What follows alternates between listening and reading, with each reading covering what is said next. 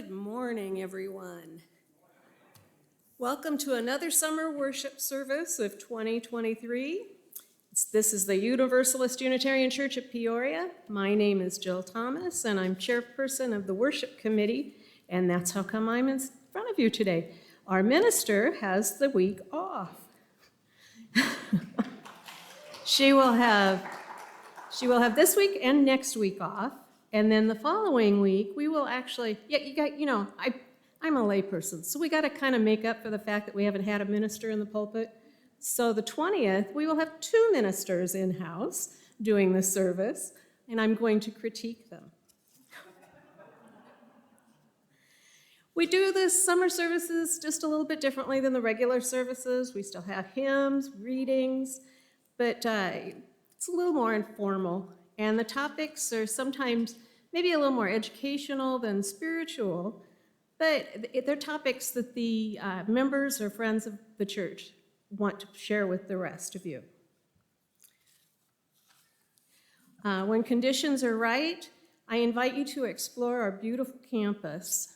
I heard a fact from someone and then went back to that someone and said, he didn't tell me that, but I understand that out of all the acreage that we have here, there's only a very small percent of it that's actually usable land. So that got me thinking about how we talk about how the Native Americans were this was their ancestral home. And I kind of like to think that maybe some of that unused land is still as pristine as it was when they were here. We take care of the land now, and we honor them and what they do today for us, too. Thank you for joining us in person and online. If you're new, please help us get to know you by wearing a name tag. There's stay after for a fellowship hall with coffee and sometimes some pretty decent snacks. When the service ends, also, if you want to grab a cup of coffee and then go to the conference room, Joyce will be leading some Q&A and some discussion about her topic today. We strive to make your experience here as comfortable as we can. We have hearing assist devices, large print hymnals, a scent-free area, a toddler-friendly area, fidgets to help both kids and adults. So if after all that list, there's still something that we can do to help make your worship experience more meaningful, please let us know. Our church welcomes everyone. Everyone is welcome regardless of ethnicity, sexual orientation, creed, politics, and all the other groups I have yet to name. It has been said that the only thing we don't welcome is someone with a closed mind and people who forget to put their devices into worship mode. So if you turn your devices into worship mode now, that would be a good thing. Our pianist today is Kathy McNeil, and I really think we need to give Kathy a round of applause because she has been doing this as a volunteer. She has been so helpful. If I say I've got a service on this and I need some hymns, boy, she finds me the right hymn. She's been great. She and I make a good team, don't we, Kathy? Next week's service will be presented by B.J. Lindsay, and she'll be talking about finding the extraordinary in the ordinary. Now, as part of how we welcome each other, we share a moment of greeting each other during the service. I invite you to say hello to people in the sanctuary. If you're online, type in a little bit about yourself in the chat. So please ask before you offer a hug or a handshake, and then we'll return to worship with the beginning of our opening hymn, Enter, Rejoice, and Come In.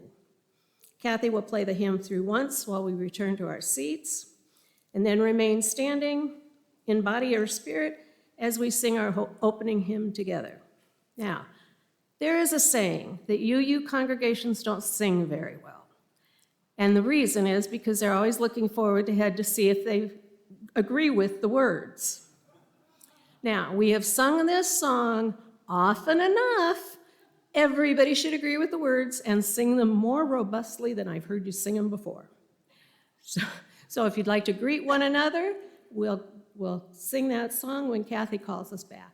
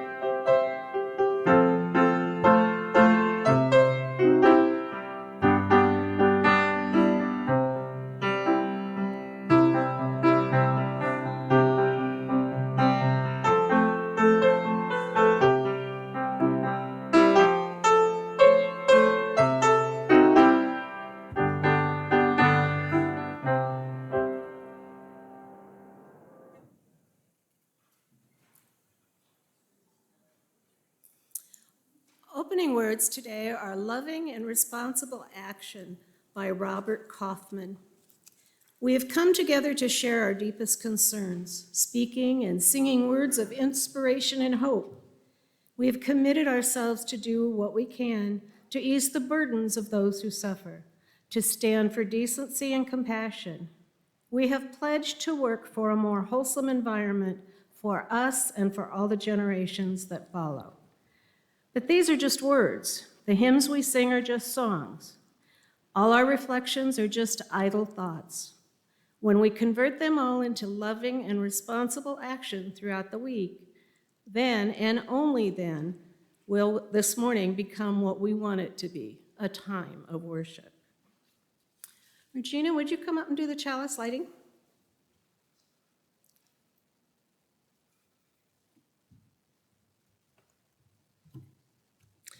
Fire in the Universe by Sean Trapp. Our chalice reminds us that the fire within ourselves is the same fire that illuminates the universe. It is our reminder that all is connected, even though the space of the void is vast, and our experience here is but a blip in the cosmic timeline.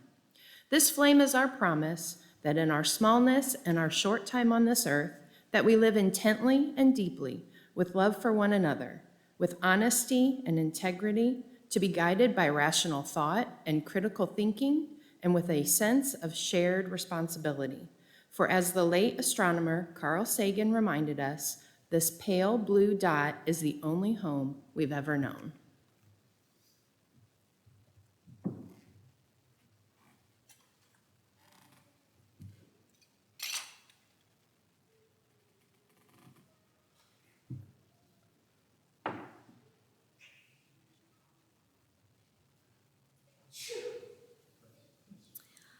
Picture a small lit candle in a large room. Its pool of light shines in a small halo around the flame. Now imagine thousands of the same size candle flooding the room with light. Our congregation is like the many candles. Alone, we don't create a religious education department. And as one of many, our children are learning our faith and values. Alone, we cannot pay for our wonderful staff. But as one of many, we can support the wonderful staff of Reverend Jennifer, Jesse Laughlin, and Regina Stanley. Alone, we cannot pay the electric bill, but together we have a cool sanctuary today. I urge you to find ways to become one of the many with your energy, your service, and yes, with your money. We also share a monetary wealth with local agencies which align with our values. This month, Share the Plate funds go to Hope Renewed Youth Conference. They provide scholarships to deserving candidates in the professions of teaching and law enforcement. The recipients commit to working in the community after college. Ideally, this will help change the culture of both of those professions, allowing for more people of color and by developing an investment in the community from both working and living in it. For Share the Plate, 1/3 of the undesignated offering goes to the Share the Plate agency and 2/3 to the running of the church. You can indicate on your giving envelope if you'd like it to all go to Share the Plate or all go to a pledge or half and half. The ushers will pass the plates during the music for meditation. Also, to make it easier for those young people who are more tech savvy, there's a QR code in the order of service you can use. After the plates have passed, Regina will light one of these candles on each table, and you're welcome to come up at that point and participate in Candles for Caring. You can light a candle for joy, you can light a candle for sorrow, for celebration, for sadness, but you can come up and light a candle. Will the ushers come forward, please?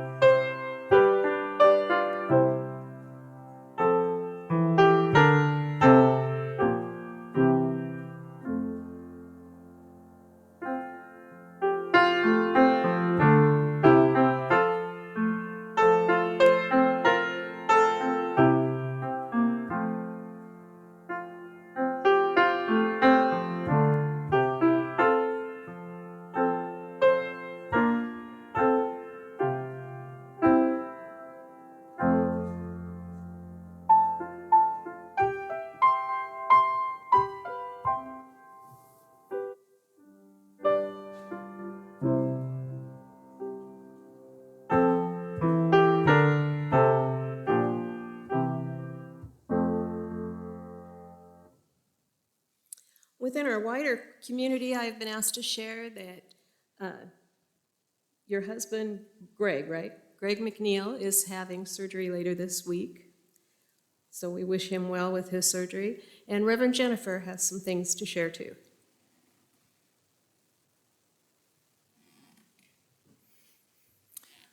I have a note this morning from Gregory and Theo Barta that Greg and Theo's adopted grandchild, Hannah Rainey, is hours away from death due to cancer. She is 21 years old.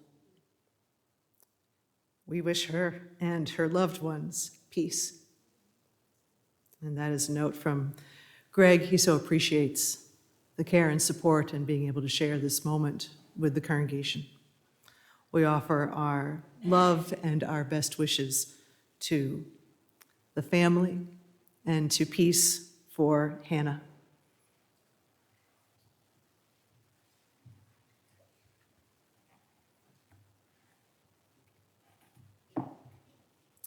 In our wider world, I light a candle for all of those who are environmental warriors, sounding the alarm and seeking solutions to climate change.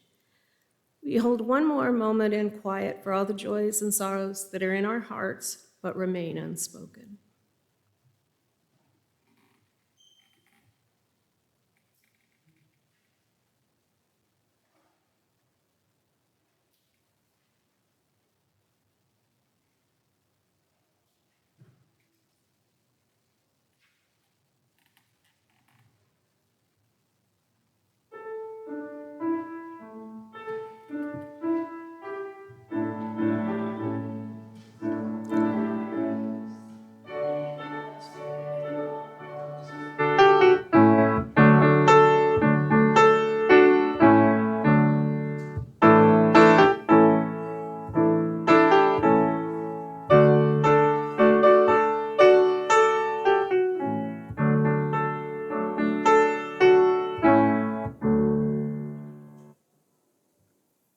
I'd like to invite our speaker today. Her name is Joyce Harant, and I am sure the majority of you know more about her than I do.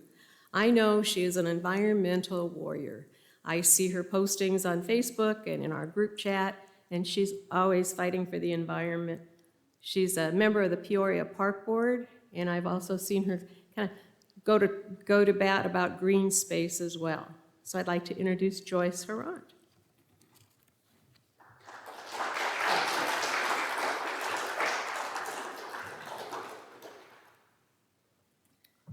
Thank you very much. So glad to be with you, and good morning. This video, for those of you, it just occurred to me that there are probably people here who maybe weren't here when all of this was going on, or busy lives couldn't keep track of it all. But this video, Dangerous Neighbors, was created to document how and why the Edwards coal plant, which is north of Bartonville and just south of Pekin on the Peoria side of the river, why it closed in December of this last year, 2022. And if you are not aware how this all started, and I get the starting year wrong, it's either 2012 or 2013. Our local Sierra Club meets, at that time, it was before COVID, and we met every month. And after one of the meetings, in a cold month, I remember, we had a staff person from the Illinois Sierra Club Beyond Coal campaign ask if anybody wanted to stay after the regular meeting and talk about the Edwards coal plant. And so that was the beginning of learning about one of the dirtiest coal plants in Illinois that also has in excess of a 90-acre toxic coal ash pond on its site, just behind a levee along the Illinois River. And the Edwards plant, just sort of background, contributed over its 50-year lifespan to much harm to the health and lives of people living in the pollution range, when it puts it out of the smokestacks. And this include included Pekin and also the south side of Peoria. I know that when I was working with Planned Parenthood, and Bernie probably knows this too, that just anecdotal evidence was that children who lived on the south side always had more asthma and respiratory problems than other children in the city. And that plant had, plus other industrial pollution, but that plant had a part in that. And because of that work, we created activists, an organization called Central Illinois Healthy Community Alliance, and we referred to it as CHICA. And it was absolutely grassroots. We had a staff person from Sierra Club assisting, but it was all volunteers doing the majority of the work. And after our church adopted the process for adopting social justice projects out in the community, we became, as a church, a member of Central Illinois Healthy Community Alliance. So what this documentary is describing is because we had a part of that, and all of you had a part of that. And I think our area deserves, you know, I'm glad we'll be out on the airwaves here, or the internet waves, because this church had a large role in that. There were so many people that came out over those years to support this effort. And this documentary, in essence, I think, for me, it tells the story of people taking charge and working together. And that's sort of the crux of it. I think we sometimes feel like, oh, what can I do? But when we do it together, we can win sometimes. So if we could go to the documentary.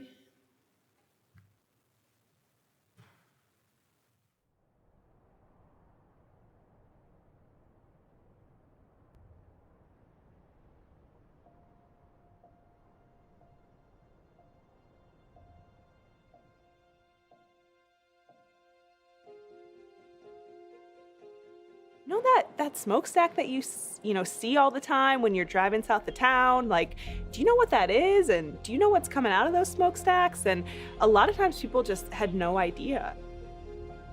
We were already pretty aware that this power plant was causing a lot of harm in the community. Well, when you look at the demographics of who's hurt most by the coal plant, it kind of runs the gamut. I mean, you have small children, especially children with asthma, may already have problems where they're going to the hospital or going to the doctor's office for asthma. This is just going to make it worse.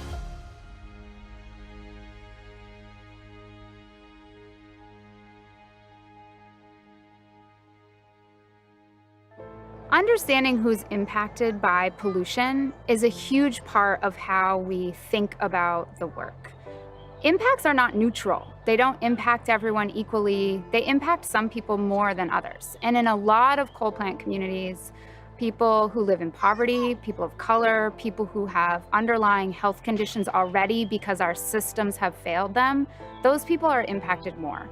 Communities of color lead in terms of asthma rates, they lead in terms of heart problems, they lead in terms of the problems that lead to death as a result of these factors. When you look at the health impacts of the plant that we're talking about, I mean, you're talking about dozens of deaths every year. You're talking about scores of asthma attacks. You're talking about a lot of heart attacks. And the community that's closest to the plant is hit the hardest because of where the emissions go. So what you see coming out of the stack can really hurt the people in the community.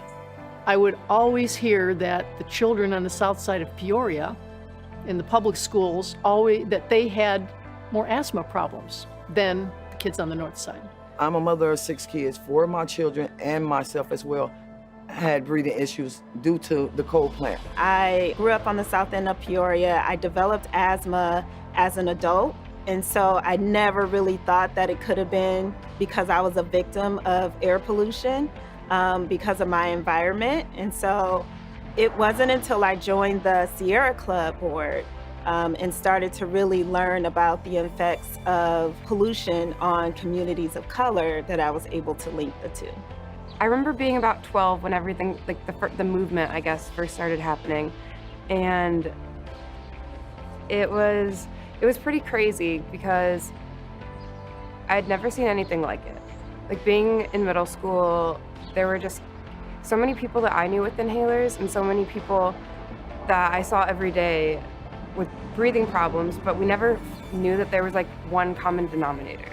And having heard from people living on the South Side for 50 years, their families, people who thought that it was just that they had asthma in their family, not realizing that it was the air that they were breathing.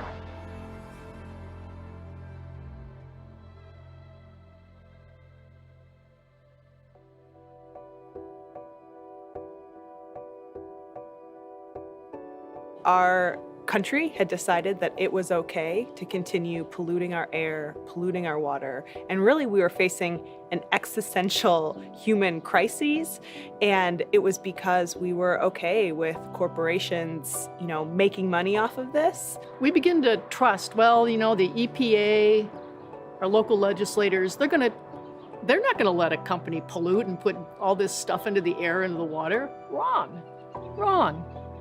That's what was happening. They were all getting the variances saying, oh yeah, just, you can put this extra pollution in the air, and we'll deal with it later. And so part of why we got involved in Peoria is we started looking around at the fleet of coal plants across Illinois, and the Edwards plant just really stood out. It lacked modern pollution controls, and the area around it, the ambient concentration of sulfur dioxide, a very harmful air pollutant, was way over the levels that are safe for people to breathe. And so the Environmental Protection Agency sets standards based on public health. And so in other words, the air quality around Peoria was exceeding those public health standards, in part because of the Edwards coal plant. Our legal team filed a notice of intent to sue. Ultimately, we filed a lawsuit over those violations, and then a court agreed with us that yes, in fact, the Sierra Club, Natural Resources Defense Council, and other plaintiffs, that our claims were valid, that in fact they were violating the Clean Air Act. This has all put pressure, federal regulations, lawsuits, state regulations, then even the economy has put pressure on coal plants because these plants are old, they're expensive, and they're not keeping up with the regulations, and it's not worth it to invest in them. We decided the coal plant needed to go. It needed to close. And it needed to close because of the health issues, but also because of climate change. We needed to stop that carbon pollution going up there. So we needed to start educating the public.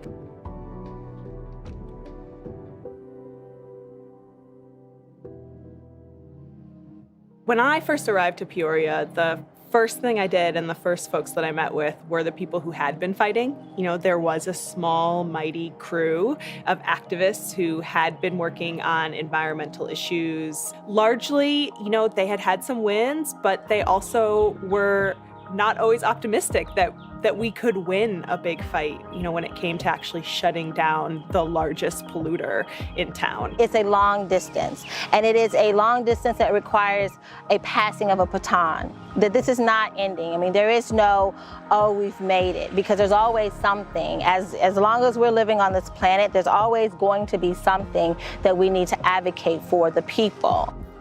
When you're doing public interest work, you're always fighting against the mainstream. You're fighting sort of against standard business practices. So you don't get a victory every day. Otherwise, that would be the norm, right? It's slow work, it's hard work, and you're fighting people who can spend a lot of money defending these cases. Well, it's a slow pace, and people give up and get discouraged and feel like you can't fight all that money, and you can't fight all that power. You have to look at it the perspective of love, and what's our choice? This is our earth, this is our planet. So even if it's small victories, it's worth the fight. What's the option? Give up? That's not an option.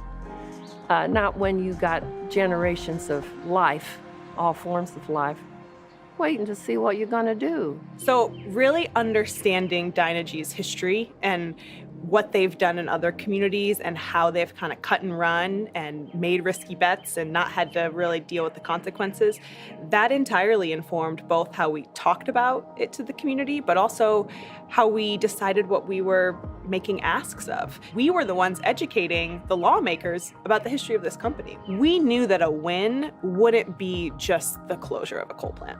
We knew that a win had to be a lot more things. We had to secure a cleanup plan for the site. We needed to talk about worker transition. And frankly, we needed to address what regulatory failings had made this circumstance be there in the first place. There's nothing worse to me than to see somebody eliminate a problem and then you look, and here's a guy, oh, thanks a lot, buddy. You eliminated the problem, but now I don't have a job. My kids are starving because of you. So I didn't want that to happen. We have talked about a just transition from the first day that we started talking about the fact that this plant needed to clean up or close. We didn't ask that the padlocks go on the day that the court ruling went down. We said you can have until 2022 to close things down. I'm very grateful that the settlement happened. Two, I'm very grateful that that money was poured into this community and surrounding areas to address the environmental concerns, because that's literally what happened. I had the opportunity to be part of the legal team that negotiated the final settlement agreement in this case. And so when it was entered formally, finally in the court, I felt this immense sense of pride, not just in what we had accomplished through the case, but every piece of the work from the beginning to the end, and that community of folks who made it happen is a really special feeling. The process was successful because even though we had so many different people working on this, we all had one goal in mind, and we all were focused on this one thing. My sense of satisfaction when we got the ruling in 2016 that the Edwards coal plant was in violation, that we actually won that, and that all of the pressure we had put on the system to change, it was this indication that we're going to get something. The citizens are going to get change. Edwards is particularly thrilling because I've worked really closely with a lot of the people who live right there and have been fighting this for years. Well, I was at the federal hearing, and when the federal judge came in and ordered them to close and ordered actually a monetary settlement, which will never make up for the health, but it's going to make a lot of difference. When we look at the settlement, I mean, it was $8.6 million that was going to be directed back to the community, to projects that would help improve long-term employment for people and to mitigate, at least in some part, the air pollution damage that has been done for literally decades in that community. We were able to do things in this settlement that we wouldn't necessarily have been able to do if we had simply won the case in court. And in addition to getting a retirement date for the plant, which is incredibly important so that we stop making pollution at that power plant, not just air pollution, but the water pollution, the coal ash waste that comes from burning coal. The thing that we did in this case that is unique and I hope replicable is that we set aside money for the community specifically for economic transition. We have been able to assist almost 1,000 people since we have received that grant. And we're still being able to assist with jobs, with job assistance, with schooling. It is making a big difference. My favorite is going to be the $1.5 million for the local public health department, which is going to fund asthma programs in the schools, asthma emergency medication in the schools, is going to ensure that children with asthma in the community have kits to reduce the chance of asthma attacks at home. And we're also going to do early detection for lung cancer in the community. In some of the ways that we ultimately recently decided to spend that money. Former plant workers are being prioritized for consideration in things like advanced training. There's also several local community organizations that will be offering training to folks who are often left out of the jobs that are available in the power industry.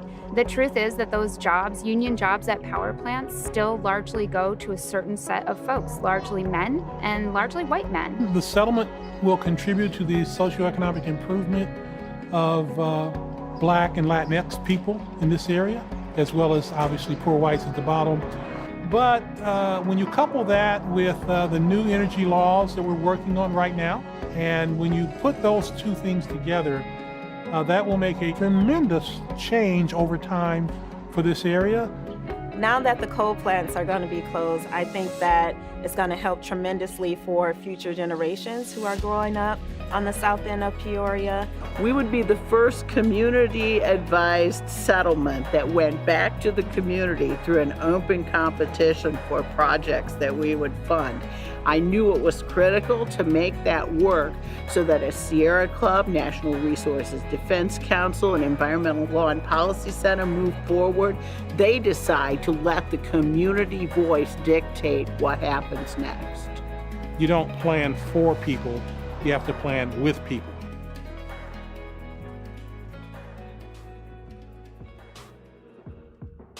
Sierra Club reached out to the NAACP to be a part of the advisory committee because they just felt like we had the connection to the community and we would be able to be a part of facilitating the process of who these grants should go to and who has the most need. Jonathan Romaine, my wife and I, we founded Artists Re-envisioning Tomorrow, Art Inc., and purchased an old school building and turned it into a community arts center. When I found out that we were one of the recipients of this grant, we were overwhelmed with joy because we knew the impact that this will have on our programming and our longevity in terms of what our mission and goals are. One of the things is that, we were able to reduce our energy bills by like 70%. And when you're talking about operating a 50,000 square foot building that's over 100 years old, 70% is a lot of money. And that money now can be switched over to programming, which is the most important thing about any nonprofit, is what you're actually doing for the community. I'm Hannah Ramlow. I'm the founder and executive director of Soulside Healing Arts. We are a nonprofit yoga studio with the mission of expanding access to holistic wellness. So we were thrilled to find out that we were one of the recipients of the grant. This is the biggest grant we've received to date. Our mission has been to expand holistic wellness, especially in neighborhoods that need it the most and may not have ever felt invited into some space like a yoga studio before. Not only do we want to bring yoga into communities, we want to empower people in those communities to become yoga teachers themselves and then bring those skills back to the communities they grew up in.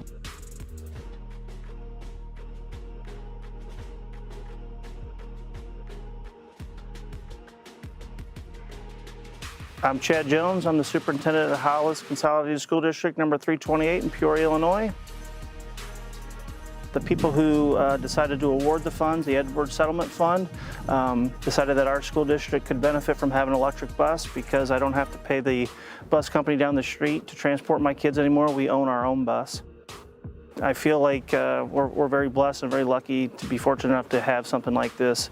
And hopefully down the line we can use it as an energy asset and plug it in and put energy back into the grid, which hopefully will also help bring in some more revenue for our school. My name is Jamila Wilson. I'm Program Director for Peoria Corps.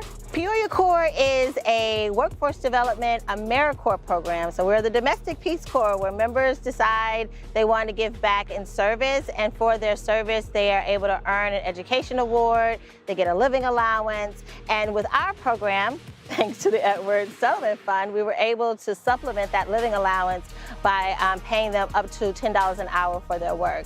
So our focus is workforce development and training young people in green infrastructure.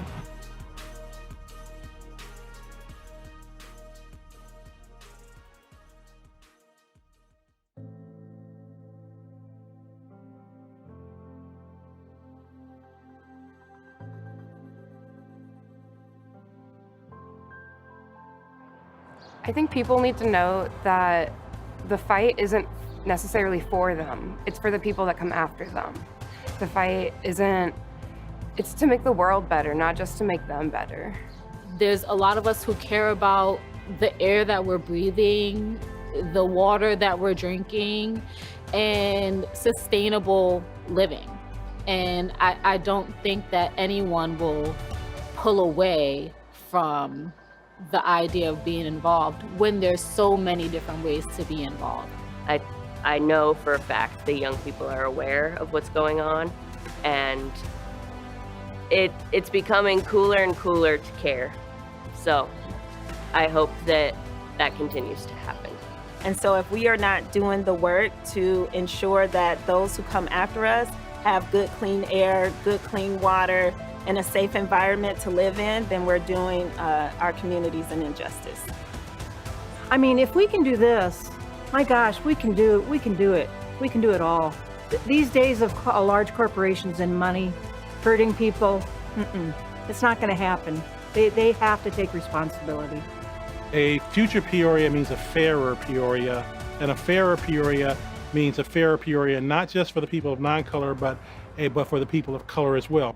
We always knew that this was about so much more than just the Edwards coal plant, that we wanted to make sure that this wasn't going to happen in any other community in Illinois or in America, that we wanted to close the loopholes that were allowing these dirty coal plants to keep operating in these communities, that we wanted to make sure that they couldn't keep polluting our water and polluting our air, and that our regulators would just keep giving them permissions to continue to violate our air pollution laws. We wanted to now change the rules. So it's less about finding our differences and more about finding where we are similar and where we share a similar experience, and then rally behind that. If you're watching this video and you're still wondering by the end of the video, is it worth it? Can I make a difference? Please, please do not ever forget that it's when we're together we make a difference.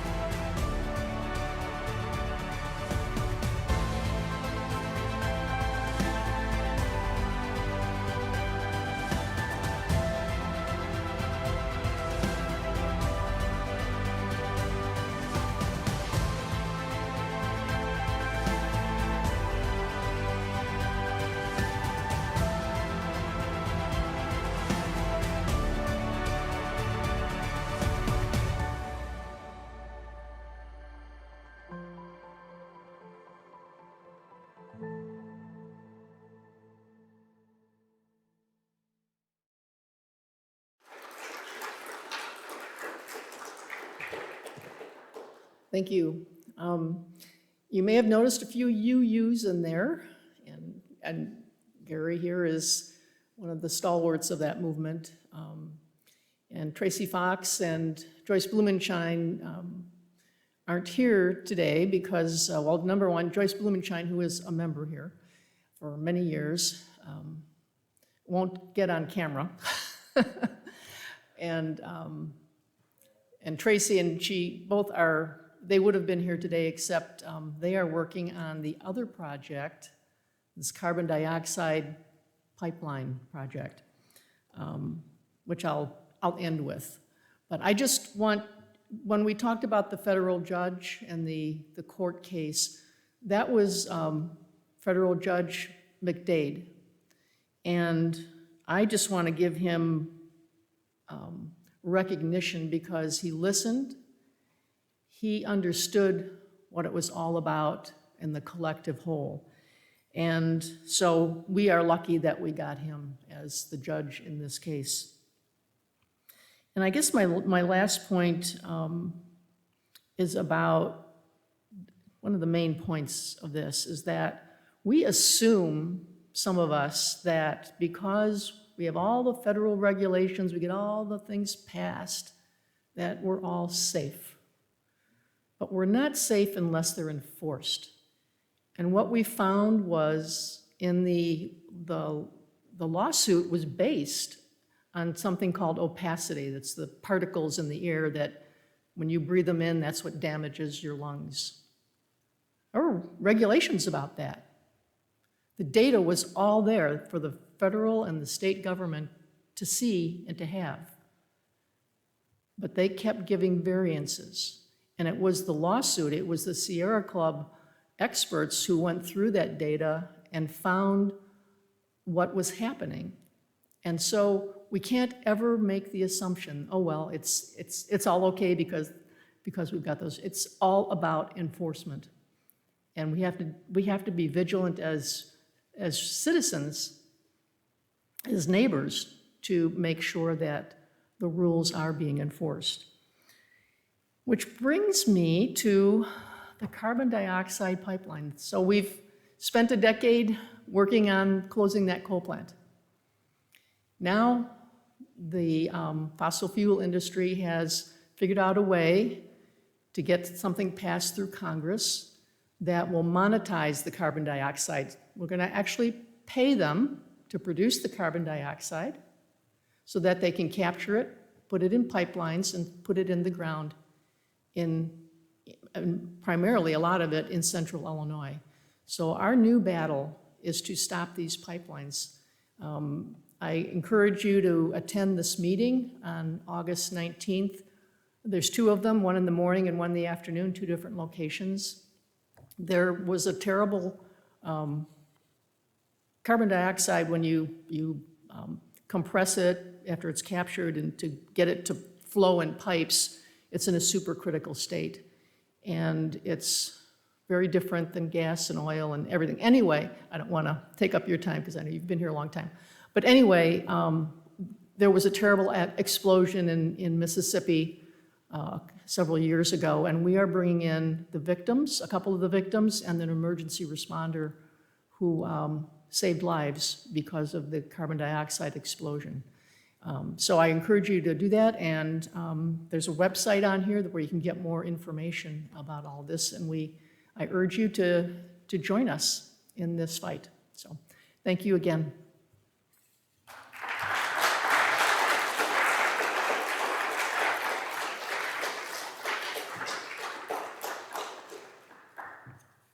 Thank you, Joyce. Kathy is now going to play Blue Boat Home through once, so you can remind yourself of the melody, and then we will sing it together.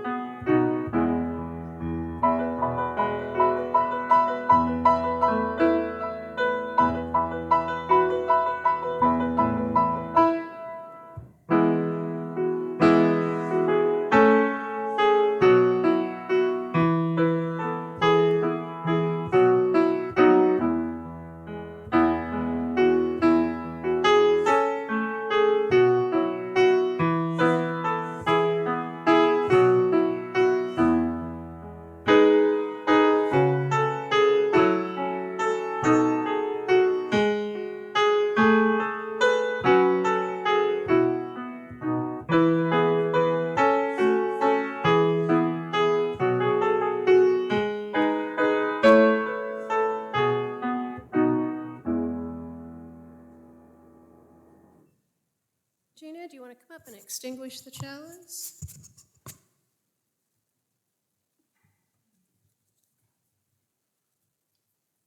It Becomes More by Reverend Amy Zucker Morgenstern. When we take fire from our chalice, it does not become less, it becomes more. And so we extinguish our chalice, but we take its light and warmth with us, multiplying their power by all of our lives and sharing it with the world.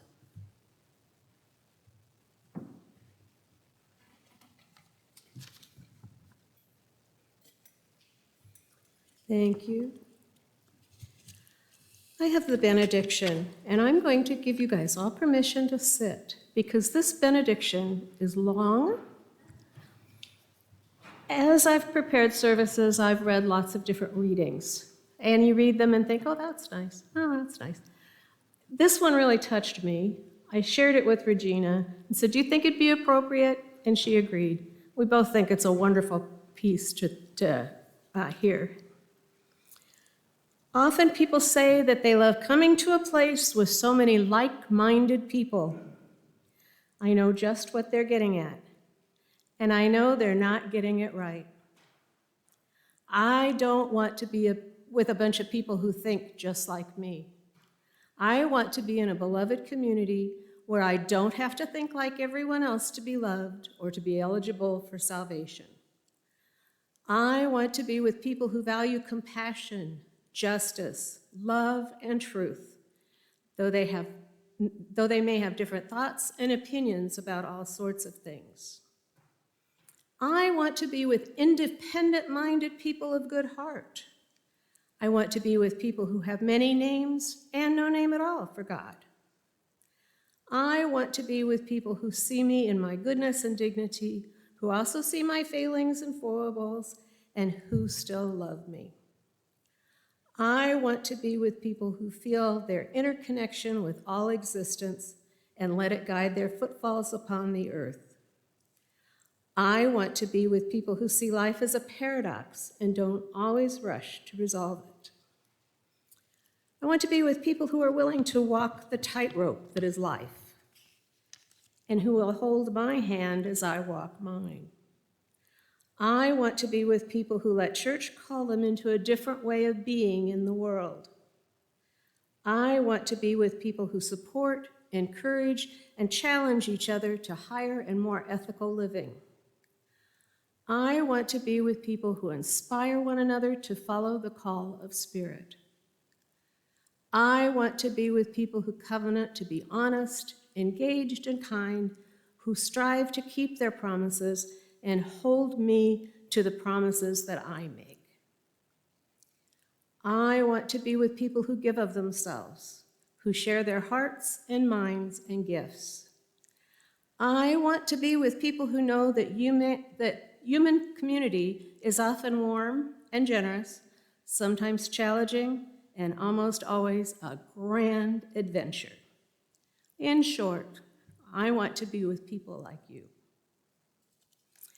Don't forget, there's conversation in the coffee room. You can, in the conference room, you can go grab a cup of coffee, and Joyce will be there for questions and answers.